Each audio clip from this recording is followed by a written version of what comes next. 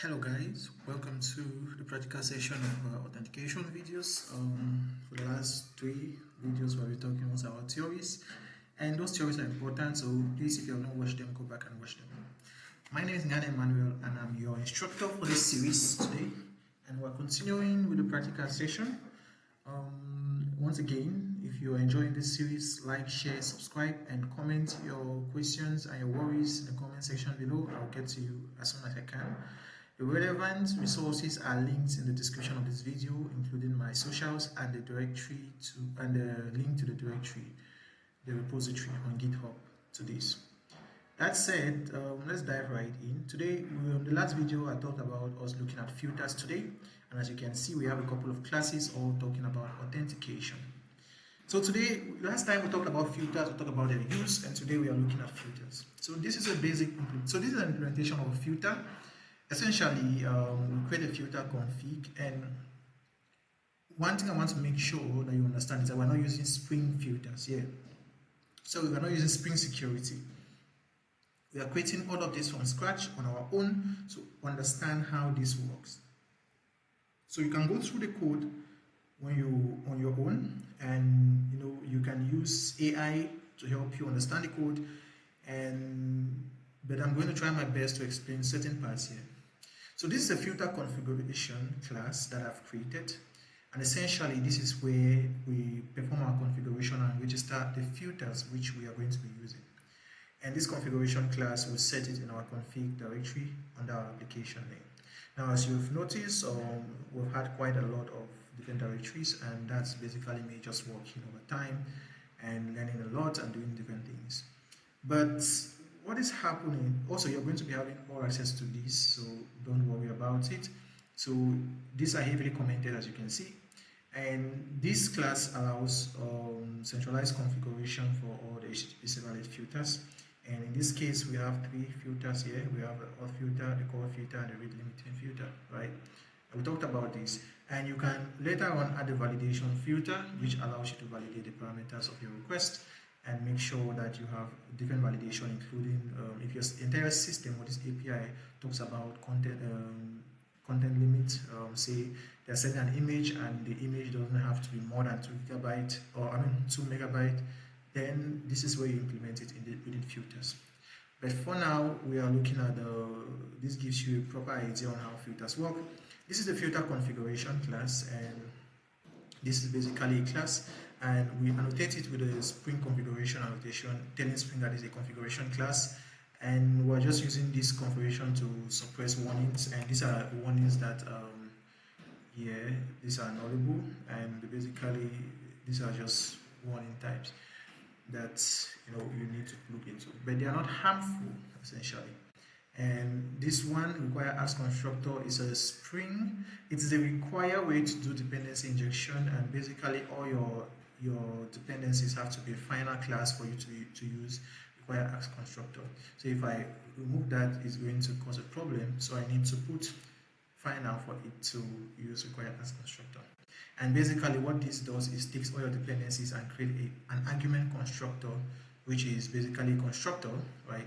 But you want to use this method because Spring is proprietary, a singleton particular approach, in the sense that it uses one object for every class, right, throughout the entire application.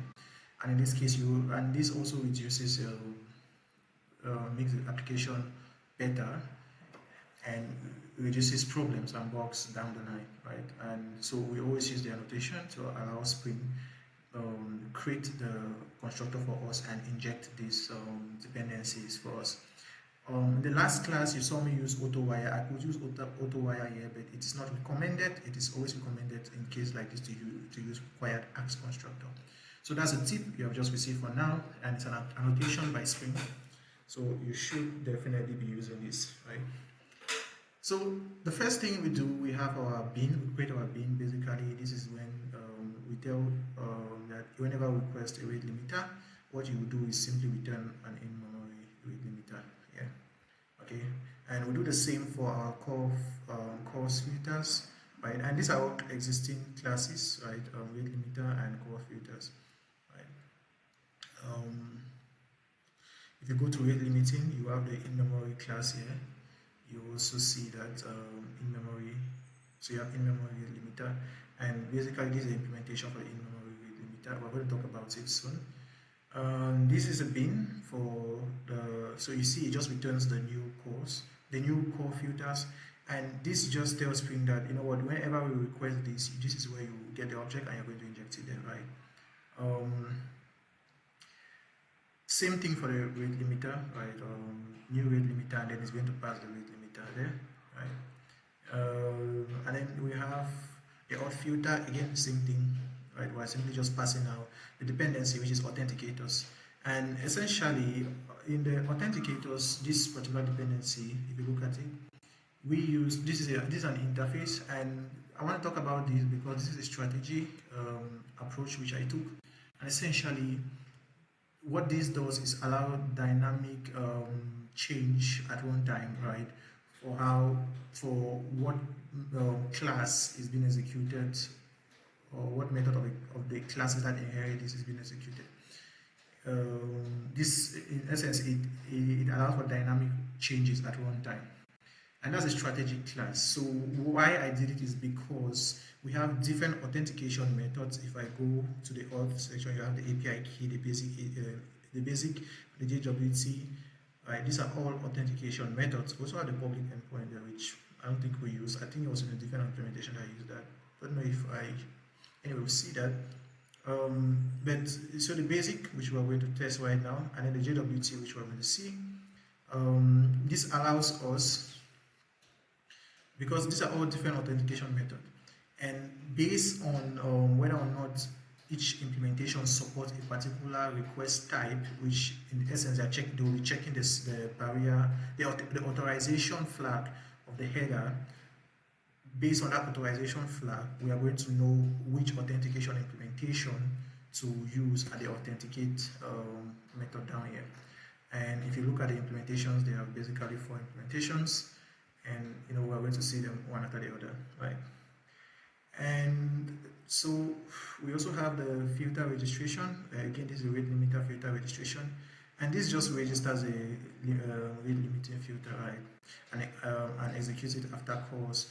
And we also want to, I also want to point out that you have to make sure you define the order of execution based on this particular statement here, which basically calls the bin and then it sets order, right?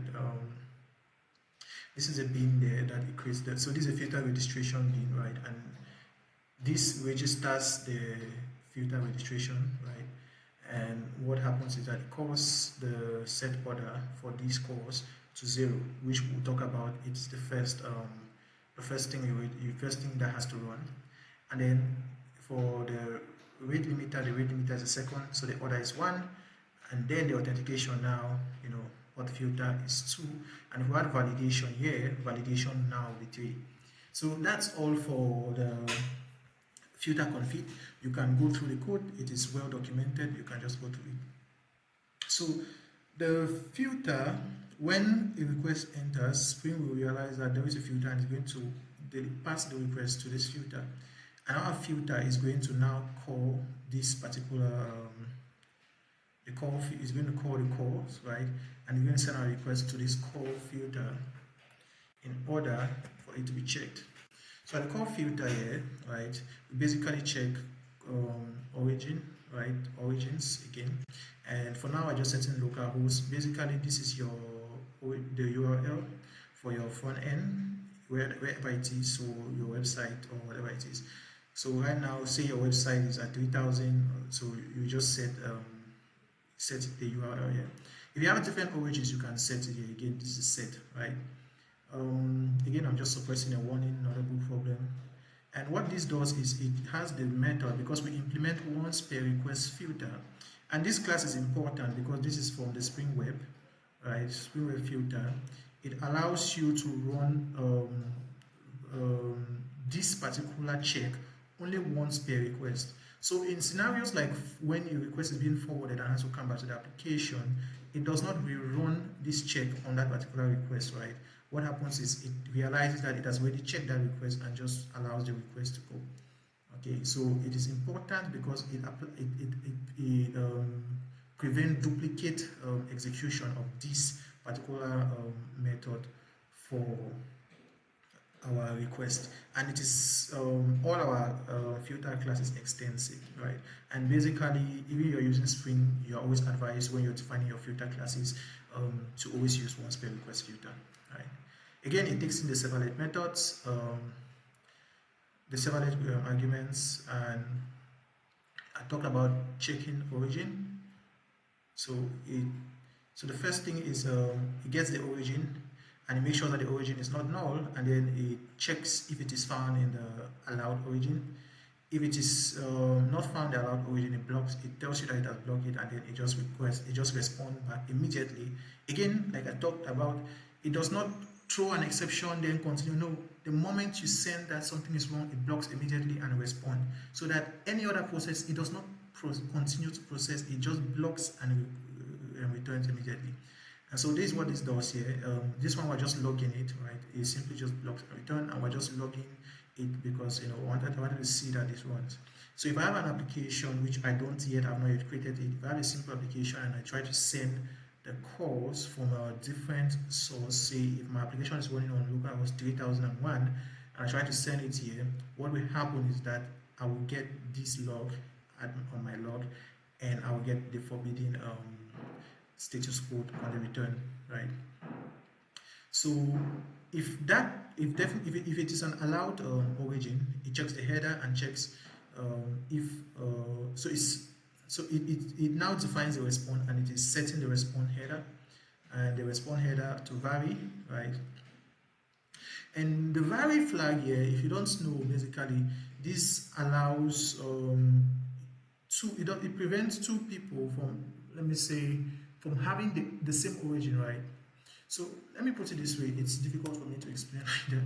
But say A sends a request, and the request is from local host 3000, right? What happens is that request is saved. So I think the header, right? I think it's set at say for 3000, right, for A. But now, if you don't set this vary, if B sends, I think if B sends, I hope I'm explaining this right.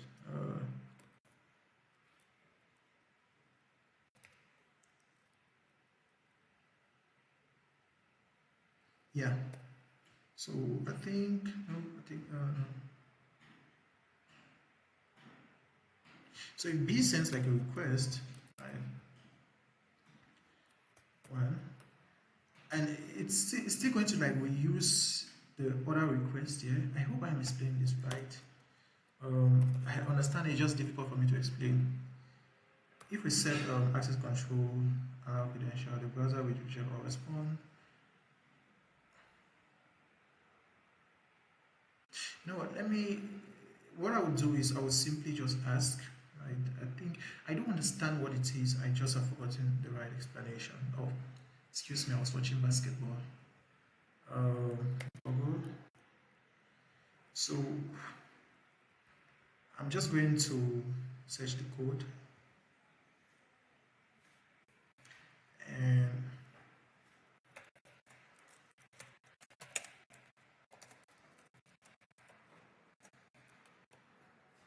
so I'm looking at instruct tell browser cache. Yeah, so it tells the browser cache an intermediate CDN content delivery so that the response for a given URL can differ based on the origin. Oh yeah, so yeah, so I'm a bit tired, and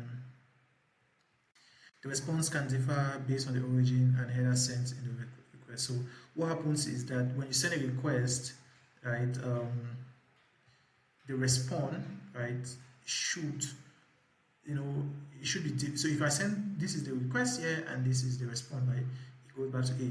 But if I send B, if you don't set vary here at this, what happens is that the response it still uses the old 3000 to B, which is not good, right? So what you want is that the response is still it's different, right? So the response is given based on the origin.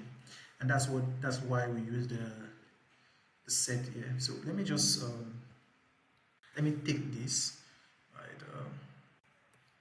I think this will do you guys good, because I face difficulty explaining that thing is tiredness or let me say getting across that. Yeah, so that's what the vary is meant for there. And again, we're setting the header, the allowed methods: get, post, put, delete, and options. This is to check for pre-flight, and then we are setting the headers. We're setting, this is for content types, right? Authorization. So we set for the authorization content type X API key, right? And then so allow headers. So access control, allow headers, authorization content type, okay, X API key. We can, yeah, so I think that's it. Respond set header credentials, list of credentials, and we do the true there to allow credentials. And then we also the max age, right? To was it 3600? How long that is? Is this a minute or a minute? So this is what handles the pre-flight. So if I have an application and I send a request, basically when it comes here, this is what handles the pre-flight, and it checks first of all if the options is the allowed is a method that is being sent. If it is, right, and then it checks if it is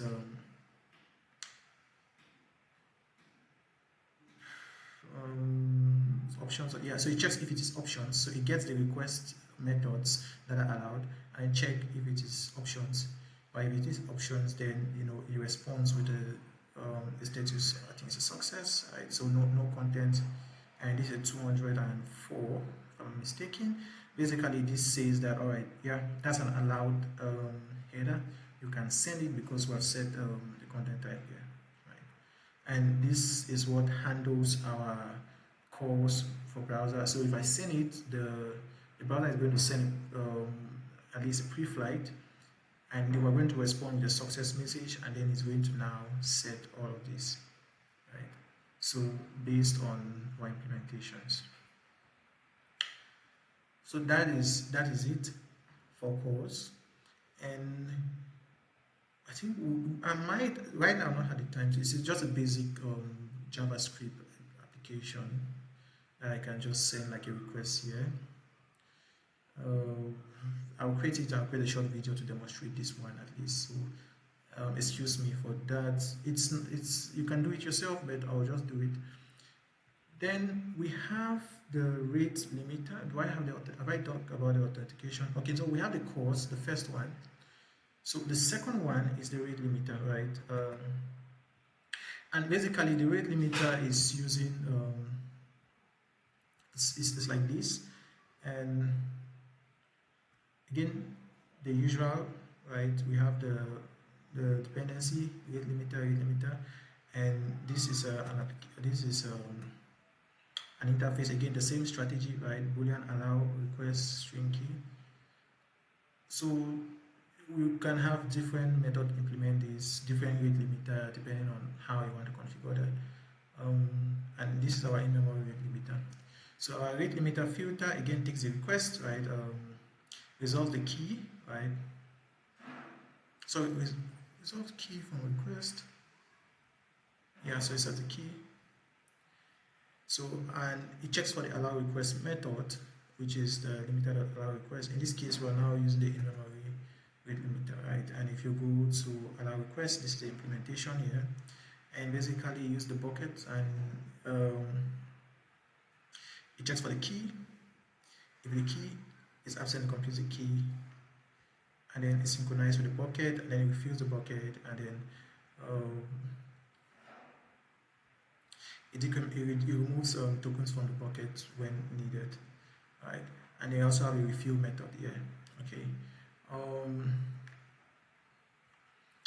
So basically what this does is that if the parameters will set that the total number of requests per minute, if it is exceeded, if we send more requests in a particular short period of time, then it's going to return false, which I think throws an error. Yeah, returns false, which throws an error, and you get these too many requests. We're going to see this live. Yeah, so that's basically it for the weight limiter. Again, I think I will add comments to this code. And we have the authentication. So we have the authentication section. So this is me just explaining existing code. You can go through it. So the authentication, again, all of them, they extend the once per request. Again, you have the dependency, you have the require add constructor, and you have the suppress warnings there. It takes in the parameters of the request and the response, the filter chain, and throws an exception, which is a servlet exception, and the input-output exceptions, right? And what happens, I talk about the strategy method, is that it first of all finds, right, what kind of authentication method to use. And basically, it uses the interface, which is what we're using here, which is an interface. And what Spring will load all the classes that are implementing this interface into this, and is going to now iterate through all of them and checks that if there are support methods which basically have to return true or false, that's what the method is. So you can go through the authenticator, and the support is a boolean, right? So the implementation, what happens is that it checks for each of the implemented classes. It's going to check, does it support? So for basic, you have the support class. Basically, it checks for the authorization. Is that basic? Yeah, it checks for authorization, right? And it checks if it starts with the basic. If that's true, then it returns true, right? If not, then it returns false. If it returns false, it moves to the next one, right? And the next one, say it is JWT. Again, JWT, let's go JWT authenticator, and that's the next one. Again, it implements the support method, and in this time, it's checking for barrier, the barrier flag. Does it start with the barrier, the bearer? I always call it barrier, the bearer, sorry. Let's start with the bearer flag. If it starts with the bearer flag, then it continues. If not, then it also returns false. And essentially, you can also like the last one, which is the public. Right? Does it start with the public? No. If it doesn't start, it just returns true. And if it returns true, then we check if, on the authenticated method, check if it is the API, the request URL starts with API public, right? To check if it's a public endpoint. And this is just basic implementations. Again, you can customize it the way you have to, but this is just for educational purposes. And also you can use it. It's quite solid, right? So it's not like so that is it for. So what happens again? You use a strategy pattern, and for each of them it continuously check. Once it supports it, it continues. Then once it supports it, then now we use that as the authenticator. And so we have the auth now becomes the authenticator that it has supported here, and we've got the authenticated method that is defined in that class. Okay, if that's the key. So right here, if the authenticated method, if it's finally authenticated, and let's just say for JWT, right, which is the JWT, for if you look at the JWT implementation, we extract the token from the header, right, we validate the token, which definitely pass in the parser, and basically the parser, I was talking about validating the signature. It validates the issuer. It also validates the expiration time. I did not include audience here, but you can also, if your implementation, you can require audience here and validate the audience too. But for now, we are going to skip that. Again, this is just normal implementation, basic implementation. Depending on your requirements, you can add that there. And so that's the authentication filter. We have the JWT authentication. It validates the token. If it doesn't validate the token, it returns a result if it's authenticated false and a null for the auth user. So if it is authenticated, then it comes here and creates a JWT user detail which we are using to extract the token. So then we convert the user detail which we've gotten to an auth user, which will now send an authenticated request. And what happens is that here we have the auth result, which have the authentication status and the user. So we call the authentication status here, which is the getter of the auth is authenticated. If that's true, then we set the context. We go to the context. We set the context here. Again, they are heavily commented, so you can look at it very well. And this allows us, and this is very important, don't ever miss this, you use thread safe local, right? So thread local, allowing us that for each thread is going to have its local variable called context, and this is what makes a difference when multiple people, so if you have millions of people sending requests, each request is going to be isolated from each other, and the context is going to be isolated from each other, right? So each thread that is running a particular request will not get from a global variable, but rather it will get from the local context, right? It's local variable of context. And that, again, that's very important to not miss that. So you want to use thread local there. So that's it. JWT, we've returned it, and then we have an AuthFilter. We set the context, and then we do filter chain. Now when we do filter chain, this continues the request to the section of the interceptors, then the controller, the service, and all that. Basically, the request continues its life cycle until the response, right? Once we get the response, and when it's responding, then we execute the final code, which is we clear the context, right? And this is important because we don't have to have, when we're sending another request, we don't have to have old context in that request, which causes a silent box, right? And after that, we simply just return the request, right? But if we go through all of this, say we have a bunch of implementations, and we go through all of this, and none of these authenticators implement our, they support our authenticator method, or they pass authenticated method here, what happens is that we simply return the unauthorized. So that is basically it. And so we've looked at authentication, we've looked at calls, we've looked at rate limiting, and that's the rundown of this, right? So for now, let's check quickly with rate limiting, right? So we are going to call, no, that's something else. We are going to call this particular, again, this is basic input, and if we do this, what's happening? All right, so we have not run the application.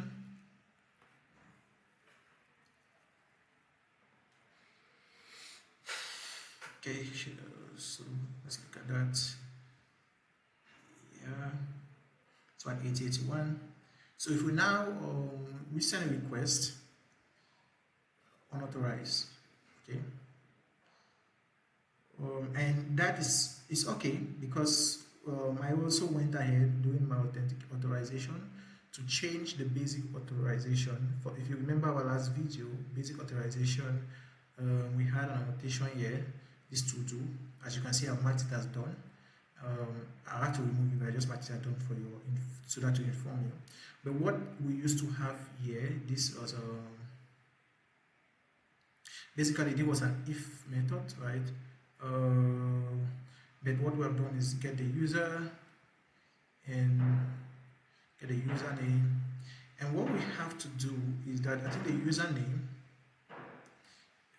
we can go to, I think we had our database somewhere, right? We had our post method which had our John Doe and our 123, so we can have our John Doe here, which is our username John Doe, right? And I think it's 1, 2, 3, 4, and so we can go to our put method and do John Doe, right? 1, 2, 3, 4, and I think now, so we have internal server error, which is a problem. So we have an error happening. Query did not return a unique result. All results were returned. So yeah, so we had met multiple users with the same username, so that was a problem. did I not mark the username as unique? Let's see.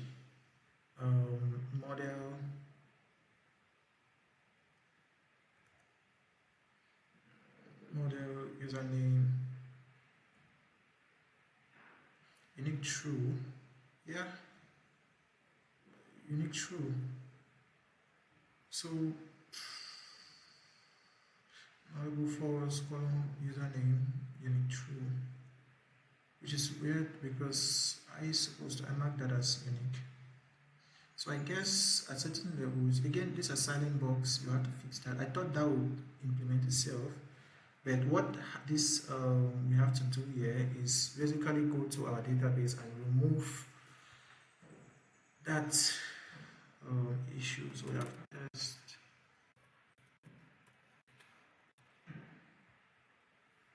Right, so our DB, we have users, and as you can see, our username, we have 4 results of John Doe, and we can,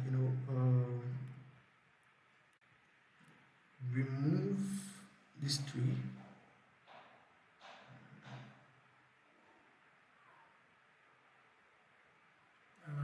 Where do you do troubles? I can apply there. Right.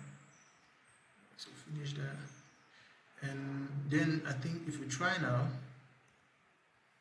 yeah. So it has done the updates to first name. The username is John Doe, and the password is that, right?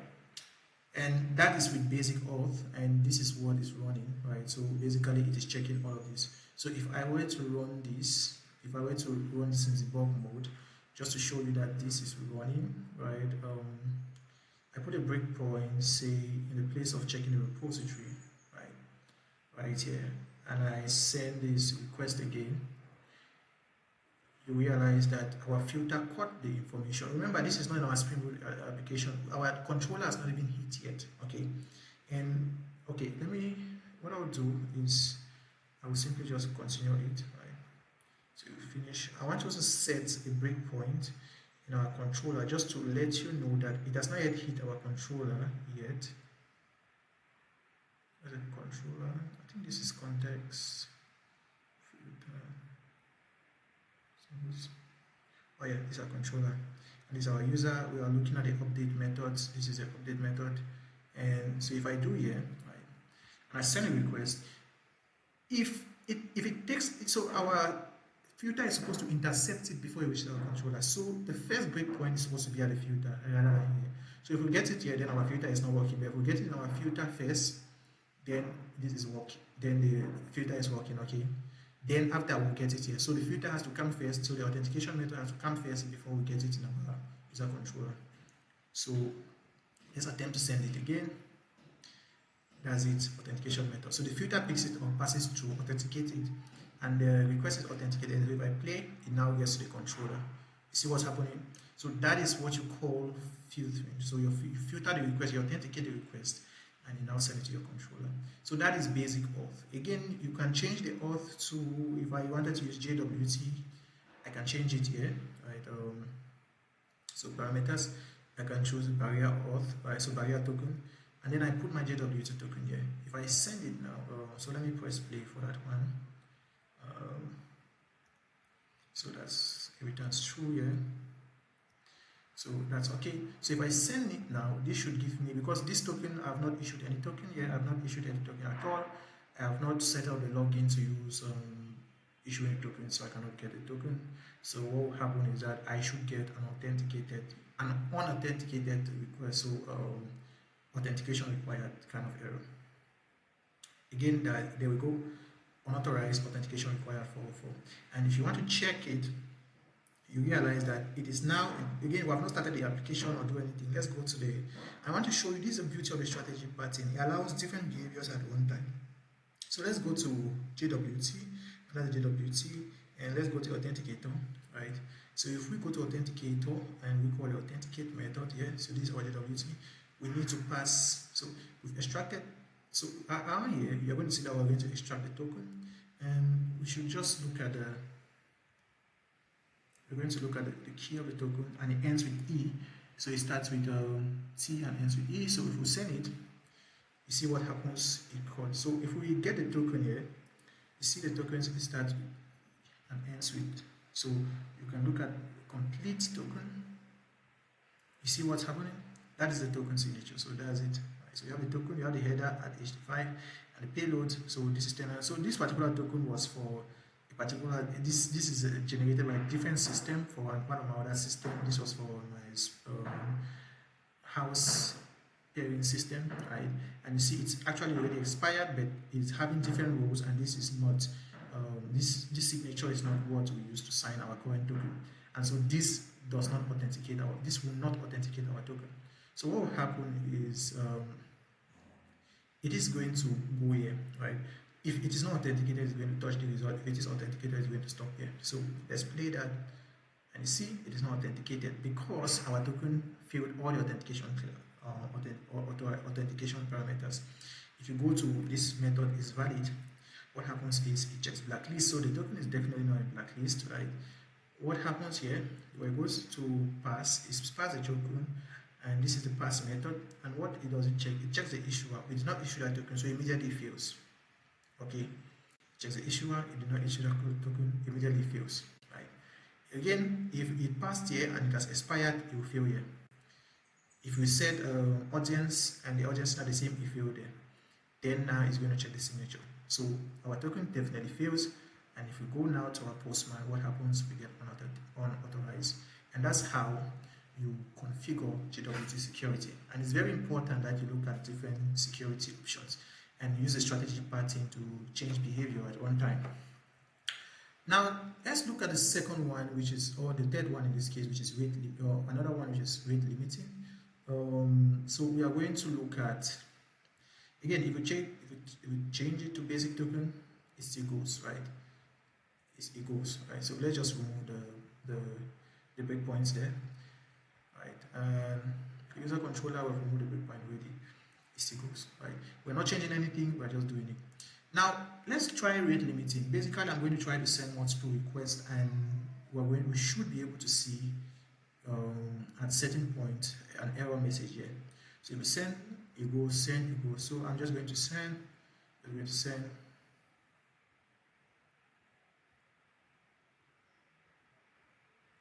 Right, so you saw that, right? So it's oh,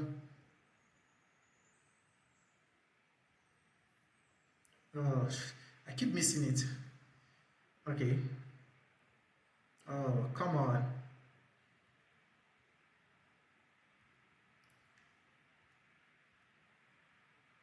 Oh, come on. Oh, there we go. Right, so you see, that is the method, and this is what happens for brute force. So you see, and when you're automating this, it's faster than I send it. This gives a lot of time in between, and yet we're able to reduce the number of rate limits. But you see, this one right now we are not doing any token. If you go to a rate limiting class, we're not doing any IP address blocking, any source blacklisting. But ideally, when you get a rate limiting like that for sending like 1,000 requests or 100 requests per second or less than a second, what you want to do is blacklist that IP address so that it doesn't get to run the entire rate limiting logic over again. So the first thing at your rate limiting filter is that you want to extract the IP address somewhere here. So in the allowed request section, limiter allowed request. So I think this is your in-memory limiter, right? So somewhere here you want to maybe check blacklist.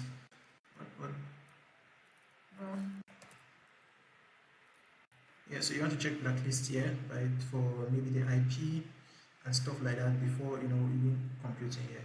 And this would be like an in-memory kind of stuff, right, for your IP, so that it just before you compute all of this, it will just check blacklist, right, for your IP address.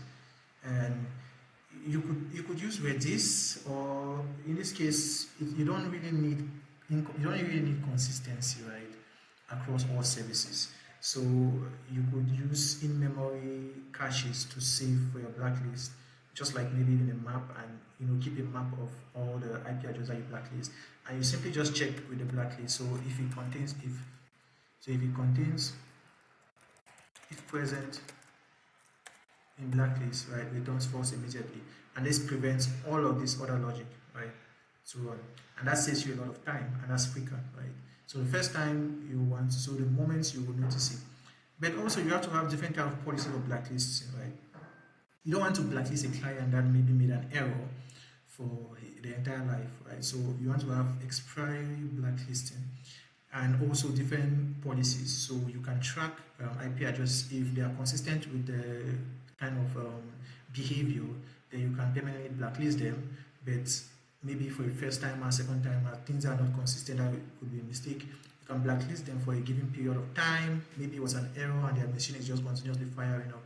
That will save you resources, and then maybe release them after a certain period of time. So the policy of your blacklist will depend completely on you.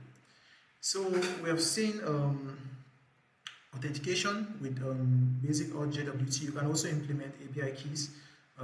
As you can see, we have API keys, right?